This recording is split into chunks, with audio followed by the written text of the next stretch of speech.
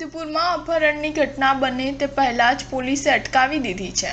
Cricket સટ્ટો રમવા આવેલ આઈઈડીના રૂપિયા 50,000 લેવાના હોઈ ફરિયાદીનું અપહરણ કરવાનું કાવતરું રચવામાં આવ્યું હતું। આરોપીઓ 3 જેટલી ગાડીમાં આવી ફરિયાદીની ગાડીને ટક્કર મારી ઊભી રાખાવી હતી। ફરિયાદીને ગાડીમાંથી બહાર કાઢી ધોકા અને ગળદા વડે પાટુનો માર માર્યો હતો। ફરિયાદીને માર મારી અપહરણ કરવાની તૈયારીમાં હતા ત્યાં રાત્રિ પેટ્રોલિંગમાં રહેલ પોલીસને જાણ થતાં તેમને નાકાબંધી કરી દીધી હતી।